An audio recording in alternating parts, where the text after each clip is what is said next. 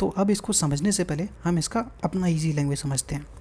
यदि किसी वादी को यह निश्चित नहीं है, यानी कि उसको फाइनल पता ही नहीं है कि किससे रिलीफ मांगना है, वह किस व्यक्ति से अपनी राहत यानी कि रिलीफ की मांग करे, तो वह क्या कर सकता है, दो या दो से अधिक, जितने को उसको पर डाउट लग रहा है कि ये लोग जिम्मेदार हो सकते हैं, ये लोग जिम्मेदार हो सकते हैं, उनमें से दो या दो से अधिक जितने भी व्यक्ति हो सकते हैं डिफेंडेंट को, उनमें डिफेंडेंट एक ही मुकदमे में उनको जोड़ सकता है डिफेंडेंट के रूप में। यदि उसको डाउट लग रहा है कि ये व्यक्ति भी दायी है और ये भी लग रहा है, ये भी लग रहा है, लेकिन कंफर्म कौन है ये मेरे को नहीं पता, तो वहाँ पर वो सभी को पार्टी बना सकता है।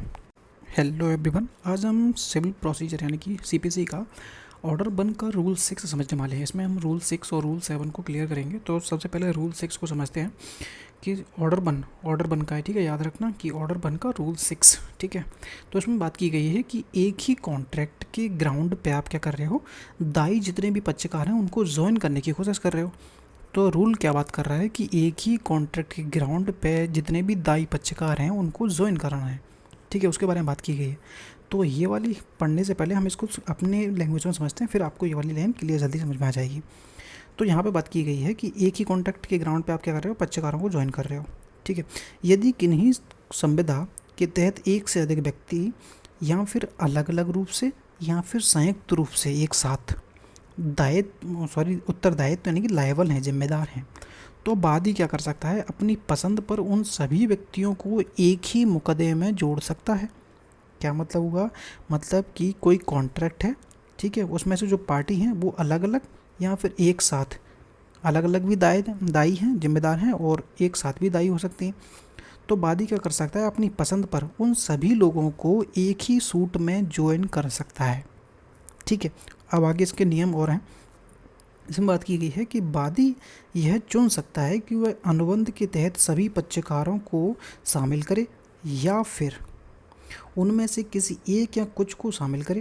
यानी कि यहाँ पर वादी के पास ऑप्शन है कि वो चाहे तो सभी को ज्वाइन कर ले या फिर किसी एक को ज्वाइन कर ले, ठीक है। सेकंड कहता है कि इनमें से बिल ऑफ एक्सचेंज, ठीक है, बिल ऑफ एक्सचेंज और हुंडी और प्रोमिसरी नोट के पक्षकार भी इसके अंतर्गत शामिल होंगे।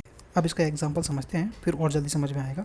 कि मान लीजिए एक कंपनी ने बिल ऑफ एक्सचेंज जारी किया, ठीक है, जिसमें से 3 साझेदार यानी कि पार्टनर थे। अगर कंपनी उन सभी पर एक साथ दावा करना चाहती है तो वह उन सभी को एक ही मुकदमे में जोड़ सकती है। इससे न्यायालय को प्रक्रिया सरल हो जाती है और सभी पक्षों के खिलाफ एक साथ सुनवाई की जा सकती है। तो ये एग्जाम्पल आपको लिख लेना है अगर नहीं समझ में आए। अब इसको समझते हैं, ठीक है। वादी है, वादी किसी भी संविदा के आधार पर पृथकता या फिर संयुक्त एक साथ, ठीक है, पृथकता दायी सभी या फिर पृथकता यानी कि अलग अलग किन्हीं व्यक्तियों को जिनके अंतर्गत विनिमय पत्रों, हुंडियों, विनिमय और वचन पत्रों के पक्षकार भी शामिल हैं, एक ही सूट में पक्षकारों के तौर पर विकल्प के अनुसार संयोजित किए जा सकेंगे। यहाँ पे वादी के पास विकल्प है कि वो चाहे तो सभी को ले ले एक ही सूट में या फिर किसी एक को ले सकता है। तो यहाँ पे इसको याद रखिएगा, ये एग्जाम्पल ले लेना, और थोड़ा जल्दी पढ़ना है तो भाई शॉर्ट्स पढ़ लेना अपना रेड कलर से। कि इसका अर्थ यह है कि एक ही अनुबंध में कई लोग शामिल हैं जो एक अनुबंध के तहत जिम्मेदार हैं, तो वादी उन सभी को एक मुकदमे में शामिल कर सकता है या फिर अलग अलग भी कर सकता है, ठीक है। अब चलते हैं रूल 7। रूल 7 में बात की गई है जब वादी को यह संदेह है कि किससे हमें रिलीफ मांगना चाहिए।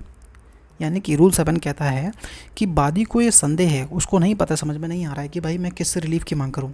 कई लोग हैं लेकिन किससे रिलीफ की मांग करूं उसको समझ नहीं आ रहा है, क्लियर नहीं हो रहा है। तो अब इसको समझने से पहले हम इसका अपना ईजी लैंग्वेज समझते हैं। यदि किसी वादी को यह निश्चित नहीं है, यानी कि उसको फाइनल पता ही नहीं है कि किससे रिलीफ मांगना है, वह किस व्यक्ति से अपनी राहत यानी कि रिलीफ की मांग करे, तो वह क्या कर सकता है, दो या दो से अधिक, जितने को उसको पर डाउट लग रहा है कि ये लोग जिम्मेदार हो सकते हैं, ये लोग जिम्मेदार हो सकते हैं, उनमें से दो या दो से अधिक जितने भी व्यक्ति हो सकते हैं डिफेंडेंट को, उनमें डिफेंडेंट एक ही मुकदमे में उनको जोड़ सकता है डिफेंडेंट के रूप में। यदि उसको डाउट लग रहा है कि ये व्यक्ति भी दायी है और ये भी लग रहा है, ये भी लग रहा है, लेकिन कंफर्म कौन है ये मेरे को नहीं पता, तो वहाँ पर वो सभी को पार्टी बना सकता है, ठीक है। अब इसका एग्जाम्पल समझते हैं। मान लीजिए एक ग्राहक है, ठीक है, उसने एक इलेक्ट्रॉनिक टीवी खरीदा है, लेकिन टीवी में कोई ख़राबी आ जाती है मान लीजिए, और ग्राहक को यह नहीं पता है, यानी कि जो कस्टमर है उसको ये नहीं पता है कि जो गलती है, दोष है, वो किसके कारण हुआ है। तो यहाँ पे निर्माता की गलती है या फिर स्टोर वालों की गलती है। तो इस स्थिति में ग्राहक को निर्माता कंपनी को या फिर स्टोर के खिलाफ मुकदमा एक ही मुकदमे में, यानी कि एक ही सूट में वो दोनों को पार्टी बना सकता है। न्यायालय यह तय करेगा कि कौन जिम्मेदार है, यानी कि अब हमने दोनों को पार्टी बना दी, अब न्यायालय अपने आप तय करता रहेगा कि कौन जिम्मेदार है, कि यानी कि मैन्युफैक्चर कंपनी जिम्मेदार है या फिर स्टोर वाला जिम्मेदार है, तो ये कोर्ट डिसाइड करेगा बाद में। और किस कौन जिम्मेदार है और किस हद तक जिम्मेदार है ये कोर्ट डिसाइड करेगा। ये हमें इसमें लफड़े में पड़ने की ज़रूरत नहीं है, आप तो सबको पार्टी बना देना, कोर्ट तय कर लेगा लास्ट में, ठीक है।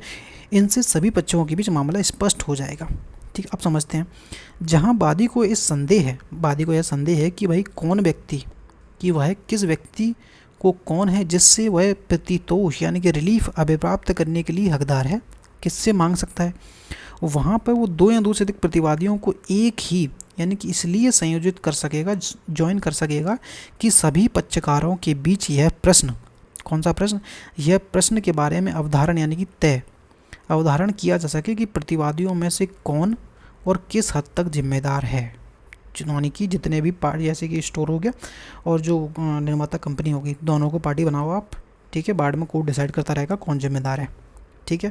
तो यहाँ पे सिर्फ यही याद रखना है कि जब वादी को यह संदेह लगता है कि भाई मेरे सूट में 2-3 लोग जिम्मेदार लग रहे हैं, लेकिन फाइनली कौन जिम्मेदार है उसको मैं डिसाइड नहीं कर पा रहा हूँ, तो आप क्या करो, सीधे दोनों को पार्टी बनाओ और फाइनल फिर क्या करेगा, कोर्ट अपने आप डिसाइड कर लेगा कि भाई मैन्युफैक्चर कंपनी जिम्मेदार है या फिर स्टोर वाला जिम्मेदार है।